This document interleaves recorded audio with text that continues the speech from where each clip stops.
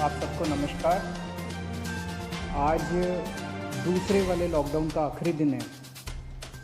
केंद्र सरकार ने ऐलान किया है कि 2 हफ्ते के लिए लॉकडाउन को और बढ़ाया जा रहा है, लेकिन कुछ छूट दी जा रही हैं। उनमें से क्या छूट रखनी है, क्या छूट नहीं रखनी है, इसके ऊपर दिल्ली सरकार में हम लोगों ने पिछले 2 दिन में काफ़ी गहन सोच विचार किया और हमने निर्णय लिया है कि केंद्र सरकार ने जो भी छूट, पूरे दिल्ली को केंद्र सरकार ने रेड जोन डिक्लेयर किया है। रेड जोन में केंद्र सरकार ने जितनी छूट अलाउ की है वो सभी छूट हम लोग दिल्ली के अंदर अलाउ करने जा रहे हैं। इसका क्या मतलब है, मैं संक्षेप में अभी आपके सामने रखूँगा, लेकिन इसके तुरंत बाद आपको एक डिटेल्ड प्रेस रिलीज़ जारी की जाएगी, जिससे आपको और इसके बारे में, और थोड़ी देर के बाद ऑर्डर्स भी हो जाएंगे इसके बारे में, फॉर्मल ऑर्डर्स। तो आपको पता चल जाएगा कि किस किस क्षेत्र में क्या क्या अलाउ किया जा रहा है। लेकिन एक रूपरेखा मैं आप सब लोगों के सामने रख देता हूँ। पहली चीज़ तो ये कि कल से सभी सरकारी दफ्तर खुलने जा रहे हैं। कई सारे सरकारी जो एसेंशियल सर्विसेज से डील करते हैं सरकारी दफ्तर, उन एसेंशियल सर्विसेज वाले सरकारी दफ्तर में 100% अटेंडेंस होगी। लेकिन दूसरे सरकारी दफ्तरों में जो एसेंशियल सर्विसेज से डील नहीं करते, वहाँ पे डिप्टी सेक्रेटरी लेवल तक, डिप्टी सेक्रेटरी एंड अबाव 100% आएंगे लोग, और उसके नीचे वाले स्टाफ में 33% स्टाफ आएगा। कल से दिल्ली के सारे प्राइवेट ऑफिसेज खोले जाएंगे, लेकिन प्राइवेट ऑफिसेज केवल 33% स्ट्रेंथ पे काम करेंगे।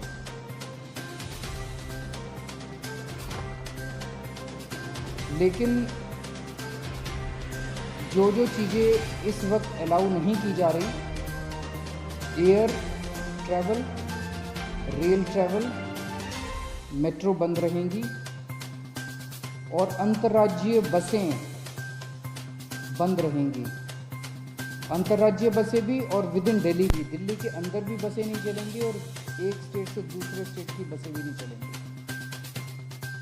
इस दौरान अगले 2 हफ्ते स्कूल बंद रहेंगे, कॉलेज बंद रहेंगे।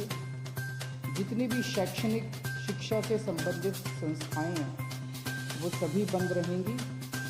कोचिंग इंस्टीट्यूट्स बंद रहेंगे, सभी तरह के ट्रेनिंग इंस्टीट्यूट्स बंद रहेंगे। जो हॉस्पिटैलिटी सर्विसेज वाले हैं, सभी होटल, रेस्टोरेंट बंद रहेंगे। और जो ऐसे स्थान हैं जहाँ पे ज़्यादा पब्लिक गैदरिंग होती है, जैसे cinema hall, mall, gymnasium, sports complex, ये सभी बंद रहेंगे। सोशल, पॉलिटिकल, कल्चरल या किसी भी तरह की अन्य गैदरिंग वो बंद है, वो अलाउ नहीं की जाएंगी। जो धार्मिक संस्थान हैं वो सभी बंद रहेंगे। Cycle rickshaw, auto rickshaw, taxi,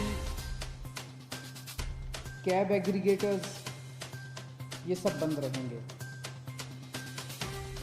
नाई की दुकान, barber shop, spas and salons, ये भी बंद रहेंगे।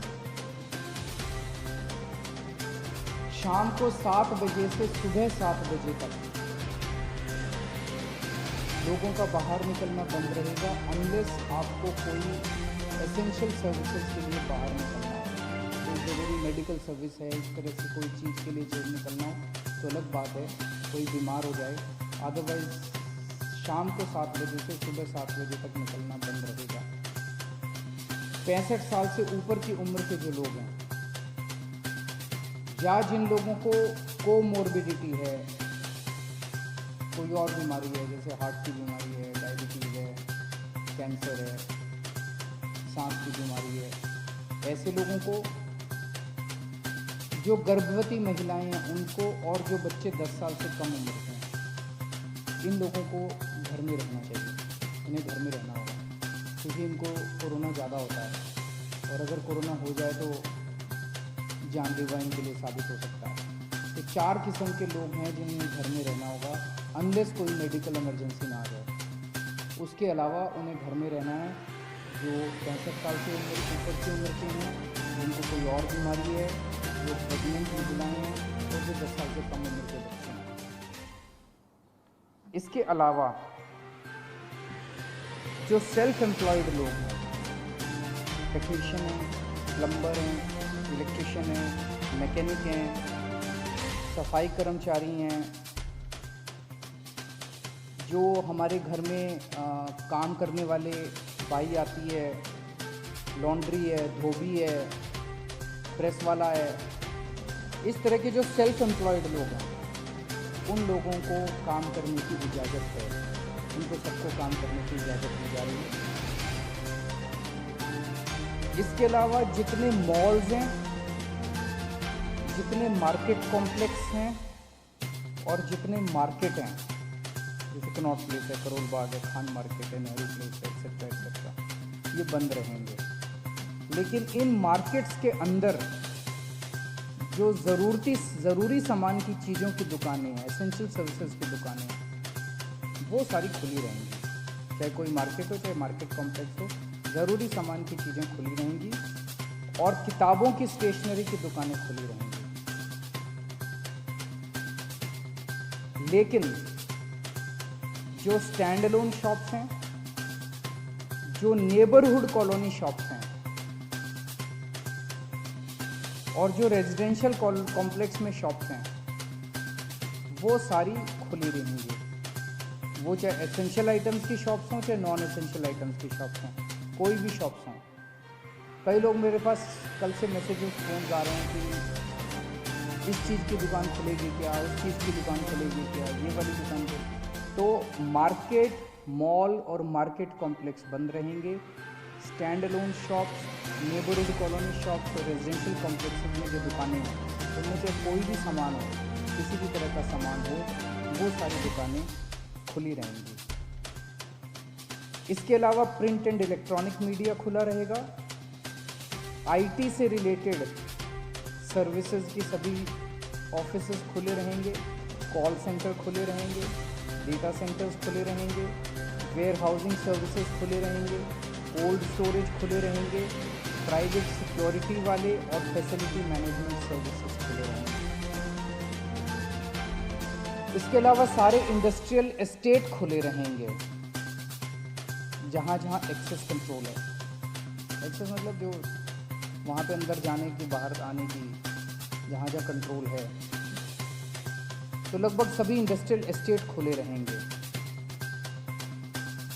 इसके अलावा जो एसेंशियल सर्विस, एसेंशियल गुड्स बनाने वाली मैन्युफैक्चरिंग यूनिट्स हैं, वो चाहे इंडस्ट्रियल एस्टेट में हो, चाहे इंडस्ट्रियल एस्टेट के बाहर हों, दवाई बनाने वाली, फार्मा की कंपनियां, मेडिकल डिवाइसेस बनाने वाली, उनके रॉ मटेरियल बनाने वाली, इंटरमीडिएरी बनाने वाली, या उसकी सप्लाई चेन से संबंधित कोई भी चीज़ें जो हैं, वो सारी मैन्युफैक्चरिंग यूनिट्स खुली रहेंगी।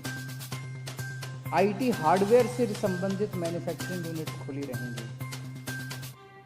पैकेजिंग मटेरियल के मैन्युफैक्चरिंग यूनिट्स खुली रहेंगी। इसके अलावा ई कॉमर्स एक्टिविटीज़ केवल एसेंशियल गुड्स में परमिटेड है, नॉन एसेंशियल में ई कॉमर्स एक्टिविटीज परमिटेड नहीं। लोगों के आने जाने का कैसे है? तो अगर आप 4 पहिया व्हीकल में हैं तो ड्राइवर के अलावा 2 लोग और गाड़ी में अलाउड हैं, लेकिन आपको केवल परमिटेड एक्टिविटीज़ के लिए सड़क पे आना अलाउड है। और अगर आप 2 पहिया व्हीकल पे हैं तो आप केवल अकेले जा सकते हैं, आपके पीछे बैठ के कोई नहीं जा सकता। अकेले 2 पहिया व्हीकल पे अलाउड है, लेकिन केवल एसेंशियल सर्विसेज के लिए परमिटेड है। कंस्ट्रक्शन एक्टिविटीज़ केवल इन सीटू कंस्ट्रक्शन, मतलब कि मजदूरों के आवागमन की इजाज़त नहीं है। अगर मजदूर वहीं रह रहे हैं, आसपास रह रहे हैं, उस केस में कंस्ट्रक्शन एक्टिविटीज़ अलाउड है। जो अगर शादी होती है तो सोशल डिस्टेंसिंग का पालन करते हुए 50 लोगों से ज़्यादा शादी में लोग नहीं होने चाहिए। अगर कोई किसी की मौत हो जाती है तो उसमें 20 लोगों से ज़्यादा लास्ट राइड्स के लिए अलाउड नहीं है। पब्लिक प्लेसेस पे थूकना स्ट्रिक्टली मना है, उसके ऊपर सख्त कार्रवाई की जाएगी। सभी एग्रीकल्चरल एक्टिविटीज़ अलाउड है।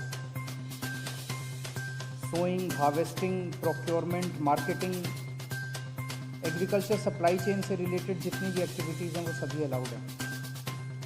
फाइनेंशियल सेक्टर से रिलेटेड जितनी एक्टिविटीज़ हैं वो सभी अलाउड हैं। Banks, non banking finance companies, insurance, capital market activities, credit cooperative societies और जितना गुड्स कैरियर से संबंधित, सामान से संबंधित, यात्रियों का बसें वगैरह अलाउड नहीं है, ऑटो वगैरह अलाउड नहीं है, लेकिन अगर सामान का, गुड्स का ट्रैफिक जो है वो सारा परमिटेड है। इसकी डिटेल्ड प्रेस रिलीज़ अभी जारी कर दी जाएगी और डिटेल्ड ऑर्डर जारी कर दिया जाएगा, जिससे आपको और सारी जानकारी मिल जाएगी। मैंने मोटी मोटी रूपरेखा आप लोगों के समक्ष रखी है, लेकिन मेरा अपना ये मानना है कि लॉकडाउन लागू करना बहुत ज़रूरी था। केंद्र सरकार ने जो 24 मार्च को लॉकडाउन किया वो बहुत ज़रूरी था। उस वक्त अगर हम लॉकडाउन ना करते तो देश के अंदर भयावह स्थिति हो सकती थी, क्योंकि उस टाइम देश कोरोना से डील करने के लिए तैयार नहीं था। उस वक्त हमारे पास पीपी किट्स नहीं थे, टेस्टिंग किट्स नहीं थे, कुछ भी नहीं थे, अस्पताल तैयार नहीं थे, लोग तैयार नहीं थे, सोशल डिस्टेंसिंग का आइडिया नहीं था लोगों को। अब 1.5 महीने के बाद, लगभग 1.5 महीना हो गया, 1.5 महीने के बाद मुझे लगता है कि हम लोग, कम से कम दिल्ली की मैं बात कर रहा हूँ, दिल्ली आज लॉकडाउन खोलने के लिए तैयार है। पूरे दिल्ली को रेड जोन में रखा गया है। अभी तक हमने जितनी भी केंद्र सरकार से गाइडलाइंस आई, अच्छी गाइडलाइंस आई, बहुत अच्छी गाइडलाइंस आई, हमने सबका पालन किया। लेकिन अब पूरे दिल्ली को रेड जोन में कर देने से 2 बड़ी समस्याएं पैदा हो। एक तो जनता को बहुत तकलीफ है, जनता के रोजगार से, दुकानें बंद हैं, से व्यापारियों को बहुत ज़्यादा तकलीफ है और बहुत सारी नौकरियां जा रही हैं, लोग दिल्ली छोड़ के चले जाएंगे। अब इससे पूरी अर्थव्यवस्था गड़बड़ा गई है और बहुत ज़्यादा दिन हम इसको बर्दाश्त नहीं कर पाएंगे। और दूसरी तरफ जब सारी अर्थव्यवस्था बंद है तो सरकार का रेवेन्यू आना बंद हो गया। तनख्वाहें कहाँ से देंगे, सरकारें कैसे चलेंगी, बिल्कुल बंद हो गया सरकार का रेवेन्यू आना। पिछले महीने, अप्रैल के महीने में हर साल 3,500 करोड़ का रेवेन्यू आया करता था। इस बार केवल 300 करोड़ का रेवेन्यू आया, इससे तो तनख्वाहें नहीं दी जाती, सरकार कैसे चलेगी। तो अब अर्थव्यवस्था का बड़ा संकट पैदा हो रहा है। तो मेरा अपना ये मानना है कि लॉकडाउन के पीरियड को हमें तैयारी करने के लिए, कोरोना की तैयारी करने के लिए इस्तेमाल करना चाहिए था, जिसका हमने भरपूर इस्तेमाल किया।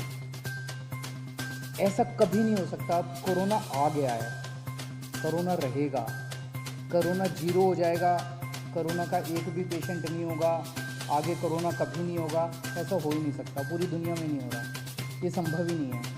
अब हमें कोरोना से जीने की, कोरोना के साथ जीने की तैयारी करनी पड़ेगी, इसकी आदत डालनी पड़ेगी। सरकारों को इसकी तैयारी करनी पड़ेगी, जनता को इसकी, हम सबको इसकी तैयारी करनी पड़ेगी, देश को इसकी तैयारी करनी पड़ेगी।